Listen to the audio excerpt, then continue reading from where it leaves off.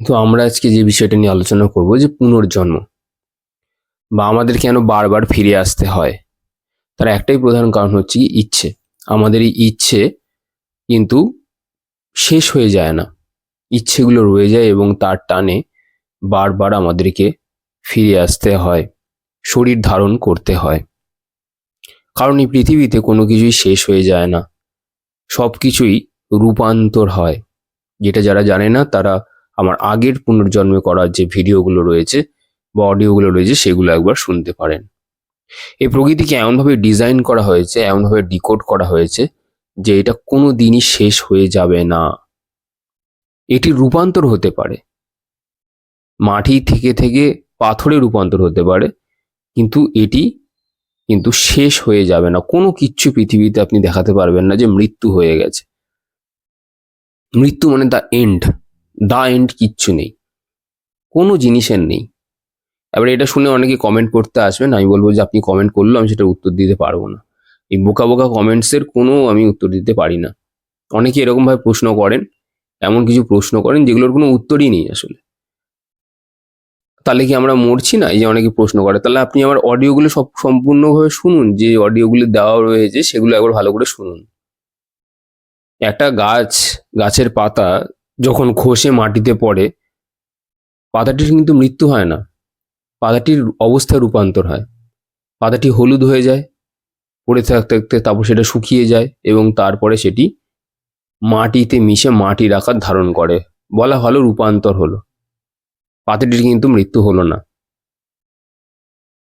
তো সেই অর্থে কিন্তু যারা এইভাবে প্রশ্ন করছেন যে আমরা তাহলে কি মরছি না, খালি চোখে মরছি, খালি চোখে মরছি, স্থূল শরীরটা যাচ্ছে কিন্তু মরছি না। যদি তাই মরতাম তাহলে রামকৃষ্ণ ঠাকুর শ্রীরামকৃষ্ণ বলতো না যে এই তো জাস্ট এ ঘর আর ও ঘর, মৃত্যু যন্ত্রণা সবারই হচ্ছে, স্থূল শরীর চলে যাচ্ছে, কিন্তু আমাদের যে সূক্ষ্ম শরীর আছে, যে ইমোশনস গুলো আছে, সেগুলো কি হচ্ছে? প্রত্যেকের একটা ইমপ্রিন্ট কিন্তু থেকে যায়। একটা ছোট্ট একটা প্রমাণ, মানে একটা ছোট্ট কথা বললে হয়তো আপনারা বুঝতে পারবেন। আপনি ঘরে যে জায়গাটাতে খান বা খেতে বসেন বা যে চেয়ারে বসেন, সেই জায়গাটাতে প্রত্যেক দিন বসেন, তো আপনার মধ্যে না একটা ওর মধ্যে একটা ইমপ্রিন্ট বা একটা ছাপ কিন্তু পড়ে গেছে অলরেডি। সেই জায়গাটাতে যদি অদল বদল করা হয় বা ওই জায়গাটা যদি অন্য কেউ যদি এসে বসে যায়, আপনার তখন মনে হবে, কেমন একটা মনে হবে, মানে একটা অকওয়ার্ড, একটা একটা উইয়ার্ড একটা ফিল হবে, যেখানে তো আমিই বসতাম। তো এইখানে আপনি বুঝতে পারবেন আমাদের সামান্য এই জিনিসগুলোর কিন্তু ছাপ পড়ে গেছে, সামান্য একটা জিনিস। তা আমাদের যে ইচ্ছেগুলো আছে, আপনি ভাবলেন যে আমি তো মরে গেলাম, শরীর শেষ হয়ে গেল, সব শেষ। তাহলে আপনার যে সূক্ষ্ম শরীর আছে সেটার কি হলো? সেটা কিন্তু ইমপ্রিন্ট তৈরি করলো এবং সেই ফ্রিকোয়েন্সি অনুযায়ী কিন্তু আপনার কিন্তু আবার নেক্সট লাইফ হবে। মানে আপনি ধরুন খুব ক্রোধী ব্যক্তি ছিলেন, আপনি মানে খুব রেগে যেতেন, তো আপনার ফ্রিকোয়েন্সি কিন্তু ক্রোধ, রাগী। আপনি বেগকে নিয়ন্ত্রণ করতে পারেন না বা আমরা পারি না যারা, তখন কিন্তু আপনার কিন্তু জন্ম হবে কোনো একটা ওরকমই একটা পরিবারে যেখানে প্রচন্ড ক্রোধ, চেঁচামেচি, চিৎকার এগুলো হয়। আপনার ফ্রিকোয়েন্সি রেডিও সিগন্যালের মতন সেখানে গিয়ে অ্যাট্রাক্ট করবে, ফলে আপনাকে আবার ফিরে আসতে হবে ওই একই জায়গাতে। আবার কোনো সময় দেখবেন যে আপনি খুব মানে কোনো কিছু নেই, অথচ আপনি সুখে থাকতে ভালোবাসেন, আপনি একটু শান্তি প্রিয় মানুষ, আপনি লোকের অত ভুল টুল ধরেন না, দেখার দরকার নেই, আপনি নিজে শান্তিতে থাকেন, ব্যাস। এই টাইপের মানুষরা কিন্তু যখন আবার ফিরে আসবে, তখন কিন্তু তাদের ফ্রিকোয়েন্সি, সোলের যে ফ্রিকোয়েন্সি আছে, ওটাও রেডিও সিগন্যালের মতন, সেও কিন্তু খুঁজে বেড়াবে কোথায় সে একটা শান্তি পাবে, শান্তি জায়গা। কারণ মৃত্যুর মানে যেটাকে আমরা মৃত্যু বলি, স্থূল শরীরের মৃত্যু বলা ভালো স্থূল শরীরের রূপান্তরের আগে পর্যন্ত আমাদের মধ্যে ডিসক্রিমিনেটরি মাইন্ড থাকে। ডিসক্রিমিনেটরি মাইন্ড কথার অর্থ হচ্ছে গিয়ে যে মাইন্ড কনসিয়াসলি ডিসক্রিমিনেট করতে পারে, ভালো থেকে খারাপ, খারাপ থেকে ভালোকে আলাদা করতে পারে।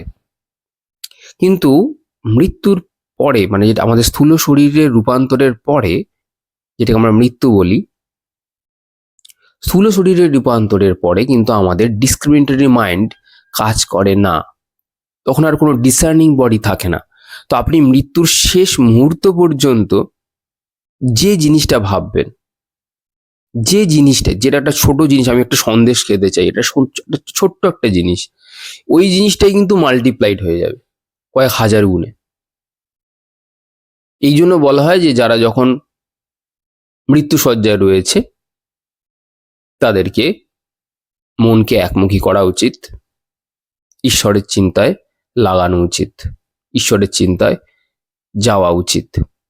এবার কথা হচ্ছে, আমরা তো মানে ছোট থেকে বড় হয়েছি ঈশ্বরের চিন্তা ছাড়া। তো হঠাৎ করে যদি সেই সময় আপনাকে কেউ নাম জপ করতে বলে বা আপনার মনকে একাগ্র করতে বলে, তখন কিন্তু আপনি পারবেন না, তখন কিন্তু আপনি পারবেন না। তো সেই সময়টা গিয়ে যেহেতু অসুবিধা হয়, তাই জন্য বলা হয় যে আপনি প্রথম থেকে শেষ পর্যন্ত আপনার প্রারব্ধ কর্ম অনুযায়ী যে স্থূল শরীরটিকে পেয়েছেন, এই যানটিকে ভালো মতন ব্যবহার করুন, এই জন্য বলা হয়। আর আমাদের যে ইমপ্রিন্ট, মানসিক যে চিন্তা ভাবনা বা ইমপ্রিন্ট, এইগুলো কিন্তু ছাপ পড়তেই থাকে।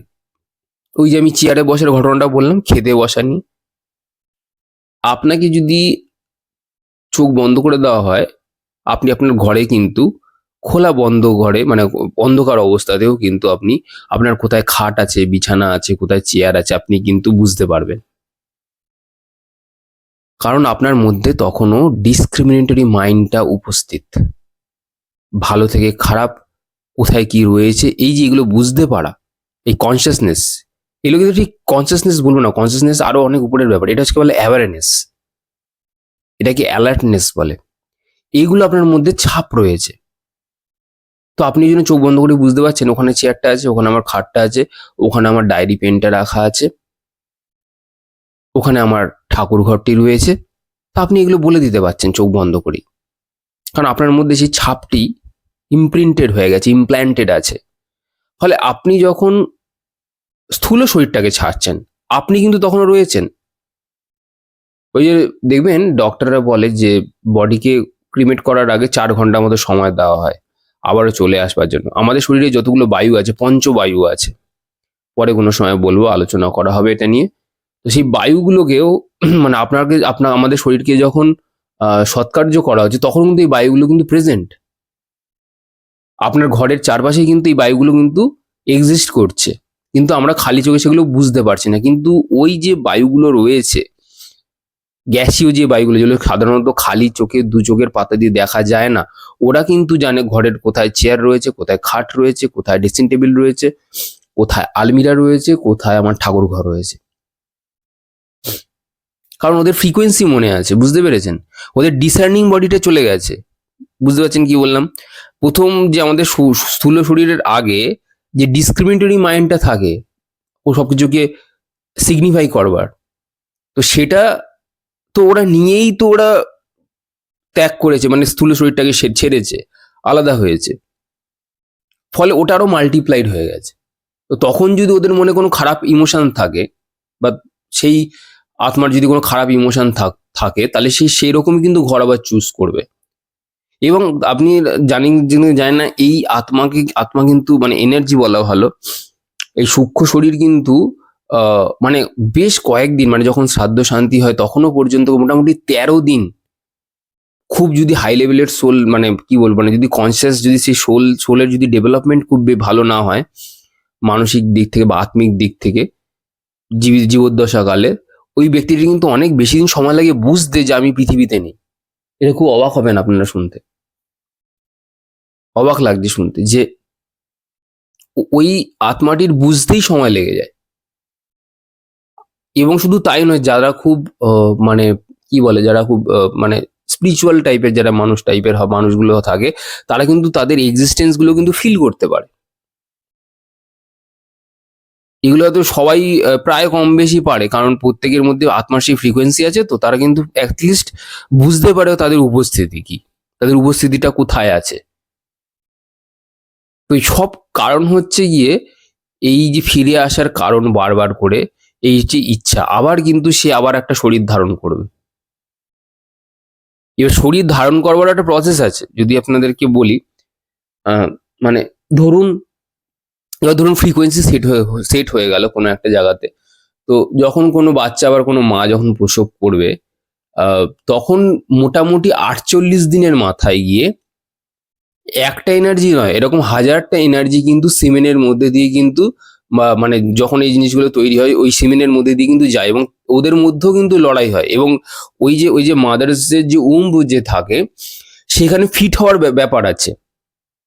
ধরুন কারো এনার্জি খুব শান্ত, সে এমন একটা মহিলার গর্ভে গেছে যেখানে হচ্ছে গিয়ে আপনার সেখানে ফিট মানে নিজেকে মানাতে পারছে না, ধরে রাখতে পারছে না, যার সব ধরুন খুব শান্ত, সে একটা অশান্ত জায়গাতে গিয়ে কি করে ইয়ে হবে, ঠিক আছে?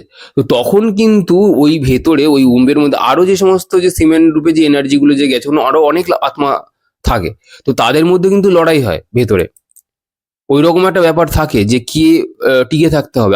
আমরা ভাবছি কি আমাদের লড়াইটা শুধুমাত্র এই যে যারা মানে যারা মানে ভাবে কি শরীরটা যতদিন আছে ততদিনই জ্বালাতো, এটা ভুল। ওখানেও অনেক ভিড় আছে, ওখানেও অনেক লাইন আছে, কিন্তু ভালো খারাপের নিরিখে ওখানেও লাইন আছে। এরকম অনেক সোলকে আছে, তাদেরকে ওয়েট করতে হয় অনেক দিন ধরে, ঠিকঠাক তার তার মতো যোগ্যতা অনুযায়ী অ্যাপ্রোপ্রিয়েট বডি মানে পাওয়া যায় না বলে। তো এইগুলো বলতে গেলে পরে মানে আর আপনার সময় পুরো মানে শেষ হয়ে যাবে। তো যখন ওই সমস্ত এনার্জি গুলোর মধ্যে যে খাপ খাবে ওই উম্বের মধ্যে, সেই একমাত্র থাকতে পারবে, সেই সোলটাই ওখান থেকে বাড়বে আস্তে আস্তে, সেই সোলটাই আস্তে আস্তে রক্ত মাংসের আকার নেবে। বাকি যে সোল আছে তারা কিন্তু আবার ওখান থেকে বেরিয়ে যাবে, কিন্তু মানে ওয়েস্টেজ হয়ে যাবে সেগুলো তারা বেরিয়ে যদি ফিট হতে পারছে না। ধরুন একটা এক্সাম্পল, মানে আমার এগুলো বলবার জন্য ঠিকঠাক আমি শব্দ খুঁজে পাচ্ছি না। ধরুন আপনি ধরুন একটা ইমাজিন করুন যে আপনি হয়তো 900 ডিগ্রি হিট সামলাতে পারবেন, এক্সাম্পল কোনো একটা সোল, ঠিক আছে? ধরুন আমার হিট সহ্য করার ক্যাপাসিটি ধরুন মোটে 100 ডিগ্রি সেলসিয়াস, আর আপনি 900 ডিগ্রি সেলসিয়াস সহ্য করতে পারেন। তো আপনি ধরুন একটা আছে যেখানে আমরা দুজনেই গেছি, সেই উমটার টেম্পারেচারই হচ্ছে গিয়ে মোটামুটি ধরুন 700 ডিগ্রি সেলসিয়াস। তো ব্যাপারটা কি হবে, আপনি গিয়ে ওখানে ফিট হয়ে যাবেন, আমি কিন্তু ফিট হতে পারবো না, আমি কিন্তু ফট করে ওখান থেকে বেরিয়ে আসতে হবে। একটা উম্বে এই জন্য দেখবেন মহিলারা যখন মা হয়, মানে মা হওয়ার আগের মুহূর্তে লোকে বলে কি যে খোলা চুলে যেতে না, বা অন্য কোনো জায়গাতে, এমন একটা জায়গাতে না যেতে যেখানে মানে কি বলবো, এই সমস্ত জিনিসগুলো অনেক বেশি আকর্ষণ আছে। কারণ ওরা অনেক সময় না মানে এই সোলকে রিপ্লেস করে দিতে পারে, কিছু কিছু সোলের মধ্যে এত পাওয়ার থাকে, ওরা নিজেদের খারাপ উদ্দেশ্য সাধন করতে গিয়ে অনেক কিছুই করতে পারে, যেগুলো আপনি সাধারণভাবে বুঝতে পারবো না খালি চোখে। তো এই জন্য বারণ করা হয়, এর পিছনে সায়েন্টিফিক ব্যাখ্যা হচ্ছে এরকম। কারণ ওই যে বলে না বায়ু, অনেকে বলে না যে ওখান থেকে ঝাড়িয়ে নিয়ে আসে, সেখান থেকে ঝাড়ি মন্দির মসজিদে যায়, ওরা কিছুই না, ওরা ওই হাওয়াটা দেয়। তো ব্যাপারটা একই ব্যাপার, কিন্তু অনেক সময় সেগুলো হয়ে ওঠে না, তাই জন্য সেফটি মেনটেন করতে বলা হয় যে এমন জায়গায় না যেতে যেখানে পরে প্রবলেম হতে পারে।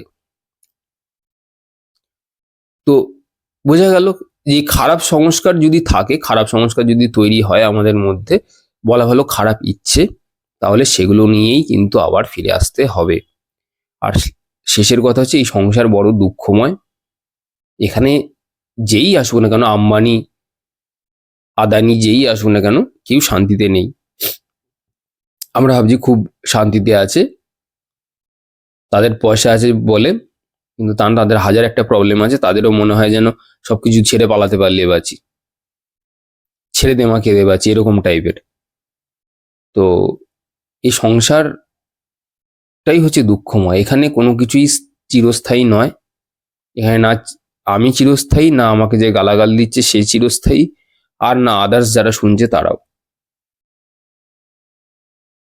তো ঠিক আছে, আজকে এই অবধিই থাক, পরে আমরা পরের বারে অন্য কিছু নিয়ে কথাবার্তা বলবো। আপনারা সবাই ভালো থাকবেন, ধন্যবাদ।